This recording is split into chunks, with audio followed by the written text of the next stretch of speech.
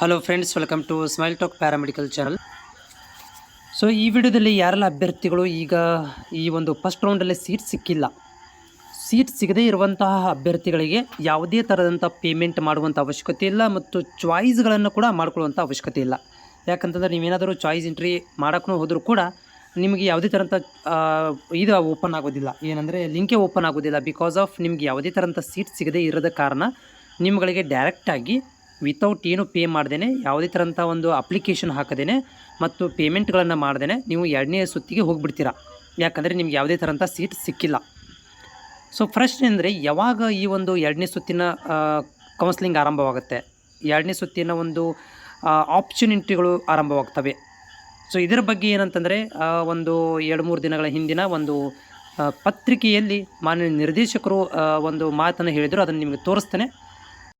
So ಈ ಒಂದು ಪತ್ರಿಕಾ ಪ್ರಕಟಣೆಯಲ್ಲಿ ಮಾನ್ಯ ನಿರ್ದೇಶಕರು ಒಂದು ಕ್ಲೂವನ್ನು ಕೊಟ್ಟಿದ್ದಾರೆ, ಎರಡನೇ ಸುತ್ತಿನ ಕೌನ್ಸಿಲಿಂಗ್ ಯಾವಾಗ ಆರಂಭ ಆಗುತ್ತೆ ಅಂಥೇಳಿ.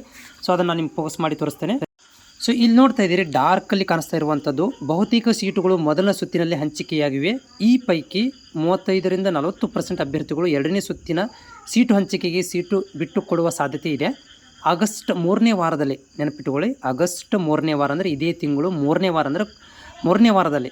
ಓಕೆ, ಅಂದರೆ 15ನೇ ತಾರೀಕಿನ ನಂತರ ಆಗುತ್ತೆ ಇದು. ಯಾಕಂದರೆ 14ನೇ ತಾರೀಕು ತನಕ ಈಗ ಏನಾಗುತ್ತೆ, ನಿಮಗೆ ಅಡ್ಮಿಷನ್ ಆಗಲಿಕ್ಕೆ ಟೈಮ್ ಕೊಟ್ಟಿದ್ದಾರೆ. 15ಕ್ಕೆ ರಜೆ ಇದೆ. ಅಂದರೆ ನಿಮ್ಗೆ ಏನಾಗುತ್ತೆ ಅಂದರೆ ಇದು 17, 18 ಅಥವಾ ಅರೌಂಡ್ 18 ಅಥವಾ 19 ತಾರೀಕಿಗೆ ಹೋಗುತ್ತೆ. 3ನೇ ವಾರದಲ್ಲಿ ಎರಡನೇ ಸುತ್ತಿನ ಸೀಟು ಹಂಚಿಕೆ ಪ್ರಕ್ರಿಯೆ ನಡೆಯುವ ಸಾಧ್ಯತೆ ಇದೆ ಅಂತ ಮಾನ್ಯ ನಿರ್ದೇಶಕರು ಇಲ್ಲಿ ಉತ್ತರವನ್ನು ಕೊಟ್ಟಿದ್ದಾರೆ.